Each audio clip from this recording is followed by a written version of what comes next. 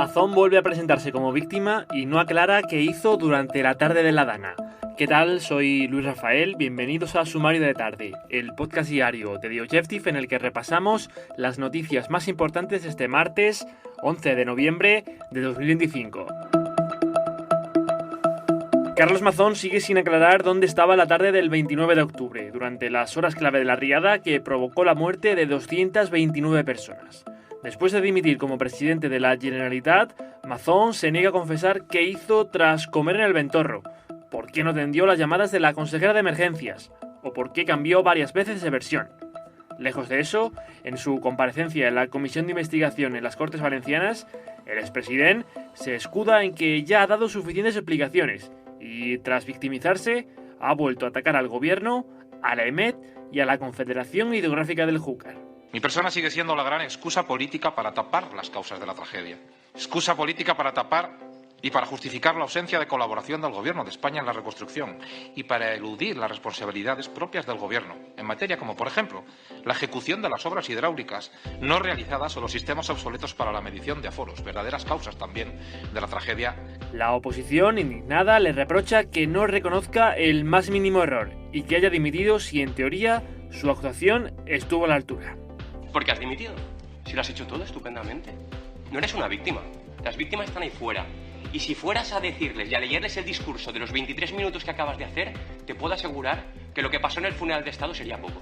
Es indigno que seas incapaz de asumir ningún tipo de responsabilidad. Mazón, en cualquier caso, sigue tratando de protegerse de cara a un escenario judicial. El expresidente, que continúa aforado, se niega a acudir voluntariamente ante la juez de Catarroja, pero esta continúa con las diligencias para saber hasta qué punto su falta de actuación podría haber salvado vidas. Así que veremos qué pasa y cuáles son los siguientes pasos. Entre tanto, ya sabemos quién será la persona que se postulará para sucederle como presidente de la Generalitat. Tal y como se esperaba, será Juan Francisco Pérez Llorca, secretario general del PP valenciano y portavoz del partido en las Cortes. Génova apuesta así con una solución continuista y parece que temporal, para, por un lado, lograr el apoyo de Vox y evitar las elecciones, y por otro, evitar el conflicto con los dirigentes territoriales. Por lo demás, hoy vuelve a ser noticia el juicio al fiscal general. La cita entra en su recta final.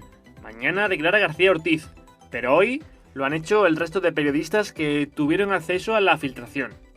Todos han desvinculado al fiscal general. Miguel Ángel Campos, de la cadena SER, asegura que vio el correo del abogado del novio de Ayuso antes de que le llegase al propio García Ortiz. José Manuel Romero, de El País, ha ido incluso más allá, al decir que su fuente proviene de la Fiscalía de Madrid.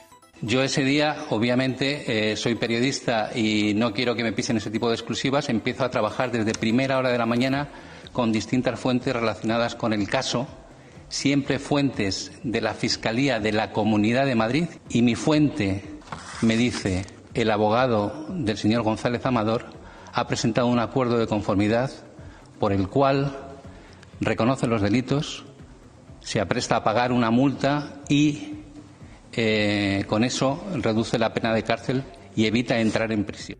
García Ortiz ha recibido además otro respaldo, en este caso del fiscal de protección de datos, que ha defendido el borrado del móvil del fiscal general. Mañana, última sesión. Estaremos atentos.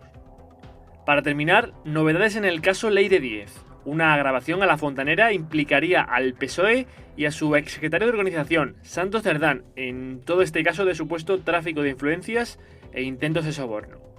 En ella, Díez reconoce ser la mano derecha que no aparece en ningún lado y la persona enviada por los socialistas para saber las irregularidades en los procedimientos judiciales y policiales de las causas que afectan al partido.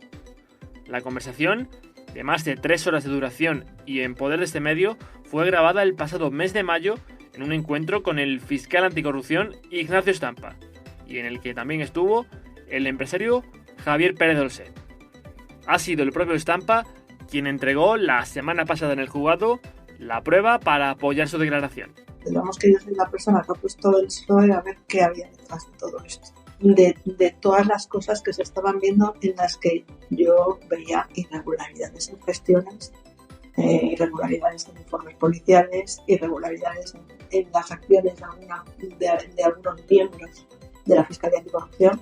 Durante el encuentro, Díez llegó incluso a mencionar al presidente del gobierno, asegurando que había sido él quien había ordenado limpiar toda la mierda. Investigada por delitos de cohecho, tráfico de influencias y soborno, la exmilitante socialista niega las acusaciones e insiste en que todo era fruto de un trabajo periodístico. Pues así lo dejamos, es todo por hoy. Tienes estas y otras noticias en nuestra web, en theobjective.com.